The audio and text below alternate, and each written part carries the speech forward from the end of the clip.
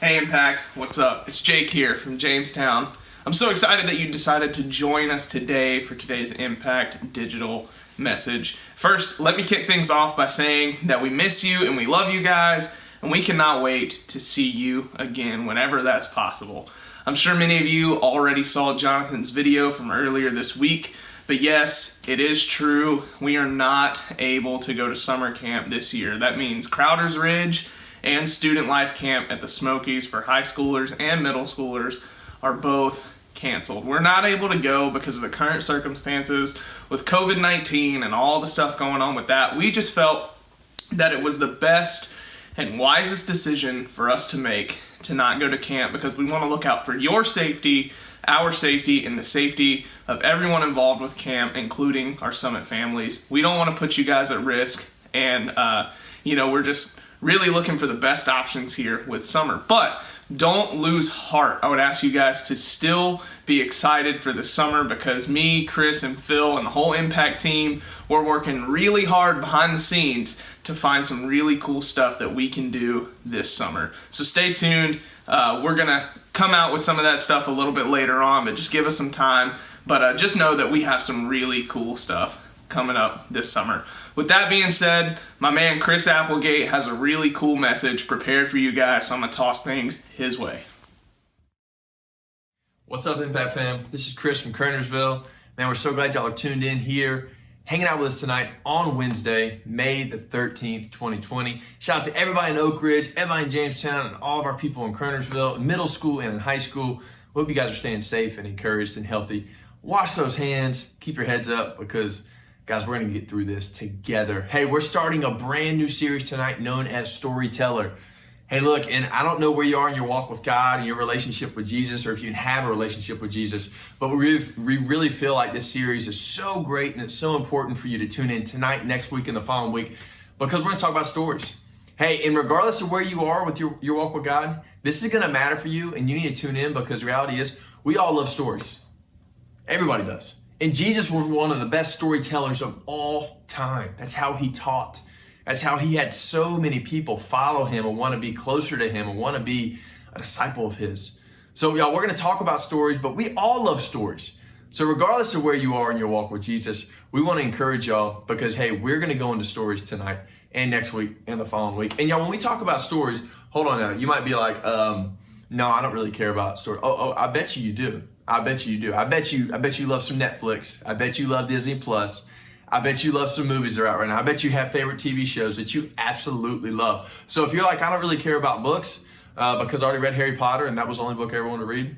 Okay, well, that was kind of my case for a while. But there are a lot of great books and stories out there for y'all. And we're really going to look at Jesus' stories here throughout the Gospels. And tonight we're looking at one from Luke. But first, we talk about stories. I want to share with you guys, I'm sitting here in our home, and our Labradoodle Hootie is passed out sleeping because he just ate some eggs. Obviously, he always eats our leftovers, I'll tell you what. But I'm hanging out in some of Whitney's workspace, and then also some of Iris and Everly's play place. Okay, so workspace and play place, it's kind of all in one here. And one of Iris's favorite things to do is read books. She loves to read stories, y'all. She's all about it. And this is one book that she's really into right now. She loves it. She actually reads it to Evie all the time now, our youngest, who's about a year and a half. So Brown Bear, what do you see? She loves it. She reads it to her. She loves the pictures. She gets so excited with each page. And then even when she knows it, she wants to read it again and again and again. And Evie is just captivated the whole time, like, oh my goodness, this is so fascinating. And I'm like, you guys have read this book 1,000 times. I think you know what's going to happen. But they love it. They're all about it. They absolutely love these stories. Another book that Iris absolutely loves right now is Dr. Seuss's The Grinch, right? She loves How the Grinch Stole Christmas. It's one of her favorites. Doesn't matter if it's May 13th or if it's December 13th. She's going to read it year round because she is her mama's baby. She loves The Grinch. Great book. If you haven't read it, I don't know where you've been. But this is a very, very, very big special book to her as well. And the last book that she's a huge fan of right now as well is 5-Minute Snuggle Stories. And I tell you what, Disney, it's not really 5 minutes because there's like one story from Toy Story to Nemo to Minnie to Monsters Inc. And all of a sudden we're reading 6, 7, 8 stories and it turns into 35 or 40 minutes. So thanks a lot, Disney. We appreciate that. We love it. But Iris is a big fan of the 5-minute snuggle stories. Y'all, it's Iris's birthday today. She is turning 3, so happy birthday, Iris. We love you, baby doll. I know you're upstairs sleeping, but we're gonna have a fun family hangout and burgers and hot dogs and stuff for you later. But hey guys, so we talk about stories and we love stories, and Iris loves stories, and Evie loves stories, and you love stories too. And one thing we've noticed with Iris is whenever she's doing something she's not supposed to do, like, chasing Everly around or accidentally shrugging her over and then kind of like, oh, I didn't mean to do that. Oh, yes, you did. You know what you're doing, right? Or when she steals her food and runs away and acts like she didn't know what she was doing. Yeah, Iris does that too to poor Evie. But whenever that happens, we always tell Iris, hey, baby doll, if you do that again, you're not going to get your story time. She straightens up because she don't want to lose her story time. And then sometimes she'll mess up again and we take away the story time. And when story time gets away from Iris, she loses her mind. Oh my goodness, no. Like just complete meltdown, falls on her face, just like, like crying, going crazy. And Hootie looks at her like, oh my goodness, that is not my little sister. I don't know who that is. I'm really terrified of her right now. Yeah, I don't know who she turns into. I think she turned into a 3-nager because that is a very real and true thing. Hey, and for you, you love stories so much that I bet you if your stories are taken away, you do the same thing. No, I won't. Okay, again, if it's not a book, but if somebody takes away your Netflix or you lose your Wi-Fi password or all of a sudden the internet goes out at home, what do? You probably freak out, right? You just absolutely lose your mind. So stories are a big deal to each and every one of us. Hey, and Jesus knew that. And Jesus taught through stories, but he didn't call them stories. He actually called them parables. And y'all, Jesus taught for about 3.5 years. His ministry was about 3.5 years long.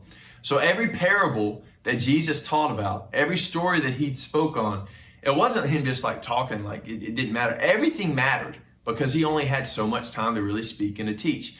So anytime Jesus sat down and he had all of his disciples and all of his friends gather around him and people who were just in town around him, they wanted to hear every single word. They were hanging on like, oh my goodness, this is amazing. This is awesome. I can't believe it. And this is one of the coolest things. They absolutely love listening to Jesus teach stories. And one of the big cool things about stories and the whole storyteller idea behind it is that people like to tell stories really for 2 reasons. One, it's very entertaining. It's very exciting. It's fun because you're just sitting there. You can't wait to hear what the other person's going to say and how the story's going to turn out. And secondly, a cool thing about stories, you remember them. You remember those things better. Think about history class, which is the best subject ever. If you don't like it, I'm sorry. Right? Or you think about English, or you think about books that you've read, whatever it is. Right? When there's something that somebody is teaching, if you remember the story for it, you're probably going to remember it a little bit better. If it was something that was engaging, exciting, fun, you probably remember, oh yeah, that's how that happened. That's why that happened. Examples are so helpful to help you remember things. And Jesus knew that. So Jesus taught because it was entertaining. He also taught because people listened, they came in, but he taught because it was a fun way to remember things. And y'all, we're going to jump into one of Jesus' most famous and popular stories, was a story of the lost son, or the story of the prodigal son. And that is in Luke chapter 15. Hey, and we're going to jump into the Bible here for, if you do not have the Bible app at home, y'all, you got to get it. You can download it. You can go to the Bible app in your app store. It's free. It's an awesome way to stay connected with all of God's stories, all of Jesus's stories. And if you want to get closer to God, you want closer to Jesus, you got to spend time with him. It's the only way we can really do it. Prayer is important, right? Spending time with your small group and your leader is important. Tuning into Impact is so important. All that stuff is great. You got to be, yeah, that's true. But one of the best ways to really get closer to God is to spend some time in his stories. The Bible can give you a verse of the day, it can give you a plan, it can give you all that stuff. So please be sure you are spending time there. Hey, and as we get started with Luke 15, I know you guys can pull it up or check it out. I want to encourage you guys one thing here. If you're at home right now and if you feel really distant from God, if you feel a lot of space between you and God, you feel like your relationship with God is just not what it used to be, I want you to know it's okay. Right now, with everything going on with COVID-19, I understand maybe your season got canceled in your sport, soccer or basketball, traveling or track, or your clubs that you were so excited about at school, the play you worked so hard for, your chorus concert, the trip you couldn't wait for, the concert you were so excited to go and be a part of. I don't know what it is for you, your vacation this summer, your camps this summer. I know with us, for Crowder's Ridge and student life, it's just devastating and it's so hard. And if you're at a place right now where you're like, dude, I just feel so distant from God, I want you to know that it's okay. Don't beat yourself up. It is absolutely okay. If you're a senior and you lost prom, you lost graduation, you're trying to figure out what's going to happen in the fall with your school, and you're at a place where you just feel so down and so discouraged and so depressed, we're so sorry. And I hate that for y'all. I hate what you guys are going through. But if you feel distant from God, but it's okay to feel a little space, a little bit of separation from God. If you were in a relationship and your boyfriend and your girlfriend, they were everything to you, and now you haven't been able to see them, and now all of a sudden he broke up with you or she broke up with you, and now you don't really know what to do, and you're so mad, you're upset with God. It is okay to feel distant from God. If you're worried about your family, if you're worried about your grandmother, your aunt, or your uncle, somebody who actually has COVID-19 and they're not doing well, it is okay to be upset and to be worried about that and to be distant from God. It is all right. Our God is a big God. Like our good friend Elaine says, hey, none of this is a surprise to God. He's got us in this. But it's all right to feel distant from him. If you're sitting out there right now and you're like, yeah, you know what, Chris, I don't really know what to do because I've lost so many friendships. I just wish I had somebody I could really talk to. I just feel so discouraged and I feel so distant from everybody. If you feel distant from God, it is absolutely okay. Jesus understood that. Jesus actually teaches a story here, right, in Luke chapter 15, where he wants us all to know if you feel distant from God, it's okay. And he's going to tell us what happens. And I think for a lot of us, guys, we think God will be upset with us or disappointed with us or want nothing to do with us. That's not the case. We're going to jump here, Luke 15, verses 11 through 24. I'm going to read these fast. All right. To illustrate the point further, Jesus tells everybody around him this story. A man had 2 sons. The younger son told his dad, I want my share of my estate now before you die. So his father agreed to divide his wealth between his sons. Basically, he was saying, I want my inheritance. Whenever you pass away, I want whatever I'm going to get, but I want it now. I want to go ahead and start living my life now. My best life, I'm going to go ahead and just get crazy right now. A few days later, this younger son packed all his belongings, moved to a distant land, and there he wasted all his money in wild living. About the time his money ran out, a great famine swept over the land and he began to starve. In other words, there was no more food, there was no more crops. Everything that they kind of been working for all of a sudden was gone. Like there was no rain. They were in a bad place. Jobs were probably really, really hard to come by. People were probably very, very discouraged. Life as they knew it was just in a standstill. Kind of like where we are right now with COVID-19, right? The man persuades a local farmer to hire him, and the man sent him into his fields to feed the pigs. The young man, the son, became so hungry that even the pods he was feeding the pigs started to look good to him. Yuck. But no one gave him anything. When the son finally came to his senses, he says to himself, at home, even the hired servants have enough food to spare, and here I am dying of hunger. I'm going to go home to my dad and say, hey, Father, I've sinned against both heaven and you, and I am no longer worthy of being called your son. Please take me on as a hired servant. So the son returns home to his dad, and while he was still a long way off in the distance, off on the horizon, his dad sees him coming. Check out what his dad does here. This is crazy. Not mad at him, not upset with him. Watch what he says. His dad's filled with so much love and compassion. He runs to his son, sprints to him. He embraces him, and he kisses him. His son says to him, Father, I've sinned against both heaven and you, and I am no longer worthy of being called your son. You shouldn't be able to look at me. Like I've messed up so much. There's no way that you should be hugging me and be happy to see me at home right now. There's just no way.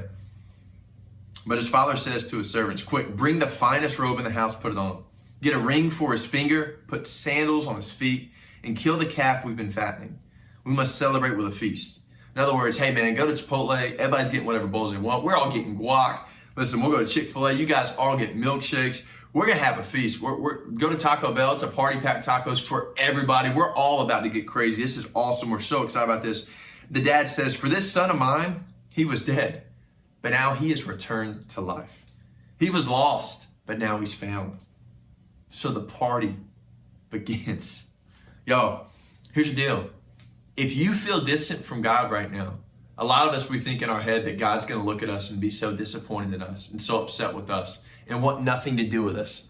It's like all of a sudden we try and come back to God and we try and pray to him. And it's like, hey God, I haven't talked to you in a while and I'm sorry. And we think God's going to be like us, be like human. He's going to be petty. He's like, nah, I'm good. You don't need to talk to me right now. Where have you been? I don't want anything to do with you. God's going to look at us and say, hey, come on. I have missed you so much. I have been waiting for this time for you to come back to me for so long. And when we sitting there explaining ourselves, being like, God, no, we don't deserve it. And he's just hugging us. He's loving us. He's saying, I know you've been distant, but you're home. Hey, I know you were confused. I know you're upset. I know COVID-19 wrecked you. I know your senior year, your 8th grade year, everything you looked forward to, I know it was tossed out the window. I know your relationships went down the drain. I know your friendships went down the drain. I know your family issues at home are crazy and your parents are going through a divorce and you don't know what to do. And you've been so mad at me that you stayed away from me and you've been distant from me. But guess what? You're coming back home. And I love you so much. And I'm so glad to see you again. Just give me a hug. I am so happy that you are back home with me. Yo, that's our God. That's who our Jesus is. And Jesus is telling everybody this story, and everybody's sitting there like, oh my goodness, this is awesome. This is great. This is incredible.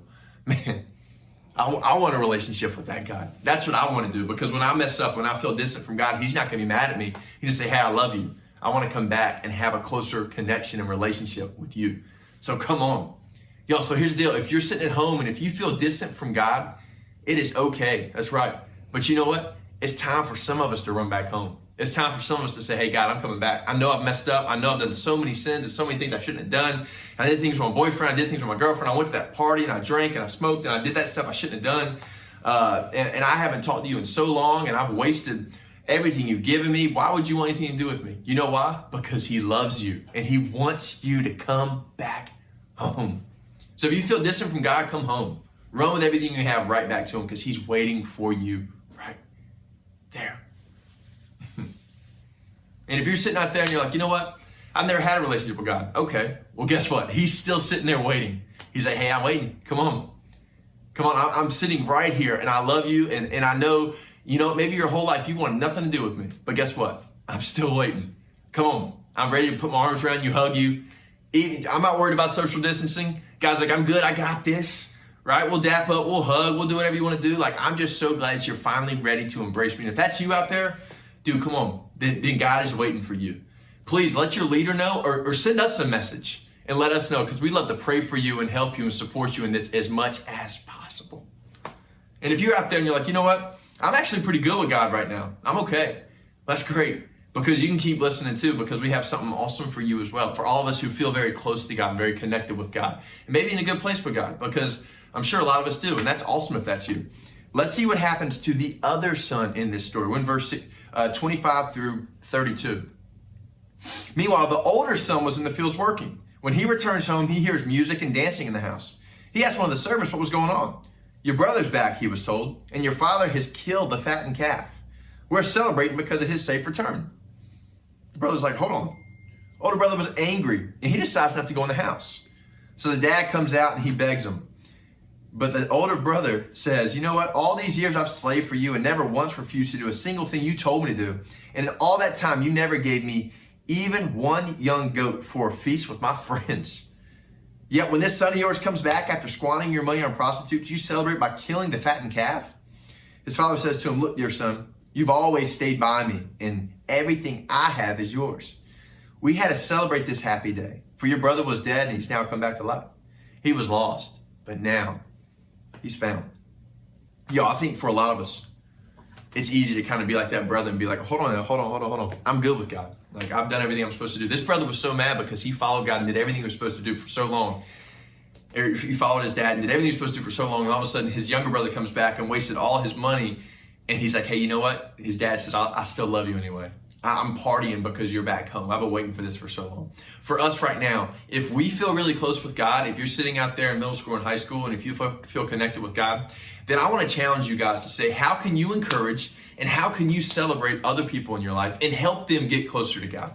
Yeah, but you know what, Chris, they smoke, they drink, they party, they do stuff with their boyfriend, they do stuff with their girlfriend. I'm not about that. And you know what? You don't need to do those things. You don't have to do those things. But how can you love them? How can you serve them? How can you show the awesome love of Jesus to them exactly where they are and exactly how they're living? You don't have to participate in those things, but you got to love them. Because you know what? Our Heavenly Father is looking at them just like He looks at you, and just like He looks at me, and just like He looks at Iris, just like He looks at Everly. Just like he looks at my family, your family, all of us. Just like he looks at Whitney, all of us. And he says, hey, I love you. I love you just as much as I love them. Yeah, you might think you're not better than them. We're all right here together. So, hey, how can you love them right now and help them get closer to a relationship with God? How can you help them come home to God? How can you help them return? How can you help them find God for the first time? I don't know what it is for you. Because I bet one of us all of us out here, we're one of two situations. We're either far from God and we've never known him before, or, which is okay, that's the case, or you used to be really close with him and you've had some distance because COVID-19 has tore us up. I understand that. I feel that. Or you're the other side over here where you feel really close with God. You feel good with God. And you guys are connected. You guys talk every day. You do devotions every day. You feel great with him. How can you help yourself or help somebody else get closer to God? That's our challenge for y'all this week. Hey, and to wrap up, I want to share a story really, really quick. Since this is a storyteller series, I want to end with this story. A few months ago, my parents were over here and we were having dinner with Whit and with our beautiful girls. And my mom made meatloaf and mac and cheese, which is like my favorite. It's the best. Mama makes it. It's always the best, right? Well, when they were leaving, I was carrying out all the dishes to try and help my mom because she cooked the food, right? So I'm like, all right, well, let me go ahead and carry the dishes that you fill with food that we filled in our bellies, and I'm gonna take it out to your car for you. Well, I went outside with the dish, and this one meatloaf dish, y'all, it was the same meatloaf dish we've had since we were kids, since we were little, since we were young. I've always remembered this thing. Yeah, now keep that in mind here. Well, I'm carrying the meatloaf dish and the mac and cheese thing and another container that cornbread was in. I forgot about that. That's the best thing ever, cornbread. You guys know, God obviously ate that on the seventh day. I mean, come on, that's where it has to come from. Chick-fil-A, if they only made cornbread, come on, okay? But that's a great idea for them. All right, so I'm carrying all that stuff out to the car and I put it on the hood of my parents' car. You guys probably know where this is going. The meatloaf dish at the very bottom, the same dish that we've had since we were kids. It's my mom's favorite dish. Well, I put it on the hood and I back away to go and get some more things from the house. And I was gonna help carry some bags. And as I'm walking away, I start to see it just slide. And I'm like, oh no, it's sliding. Oh no. And I try to run back and it fell. And it shattered into a million pieces all over our front driveway. And my mom was so sad, she was so disappointed. Because she's always loved that thing. And at the worst, when a parent says, hey, I'm not mad, I'm just disappointed. And I'm like, oh, Mom. I love you, Mom, and I appreciate that. I didn't mean it like that. You know I love you, Mom. But I felt so bad. My heart broke for her. And my dad's out there. And my dad looks, and he sees like me just feel so terrible and so down and just so discouraged. And my dad says, comes over, he gave me a hug. He said, hey, son, it's okay. I was like, Dad, that was Mom's dish. She's had it since we're really, really young. Like that was like her favorite dish. Hey, my dad says, son, I know. It's okay. It's all right.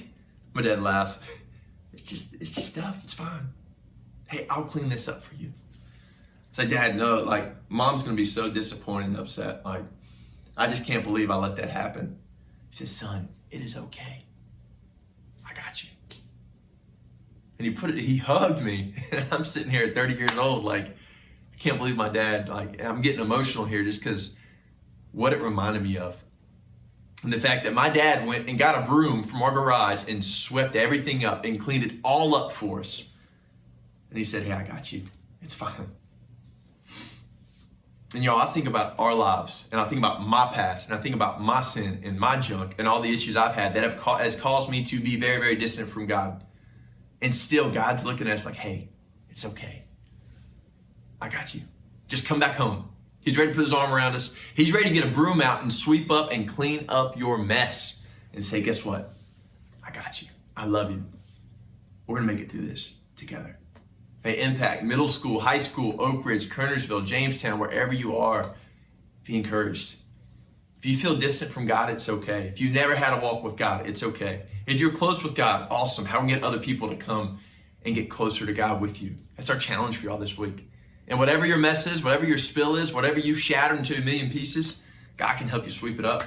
He can help you make it new. We love you guys. Let's pray. Heavenly Father, thank you so much for all of our middle school and high school students and our awesome leaders.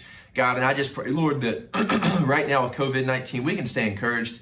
God, that we can understand and know it's okay to be distant from you, but it's not okay to stay there. Help us do everything we possibly can to come closer to you, to get more connected with you.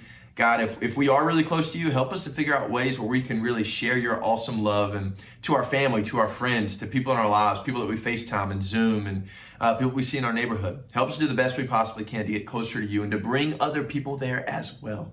God, if we have questions, help us to be able to share them in our small group tonight with our leaders and with our friends.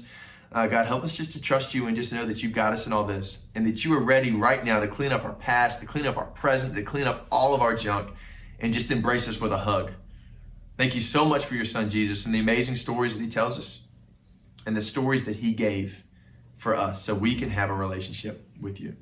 Thanks for cleaning up our message, Jesus. It's in his name we pray. Amen.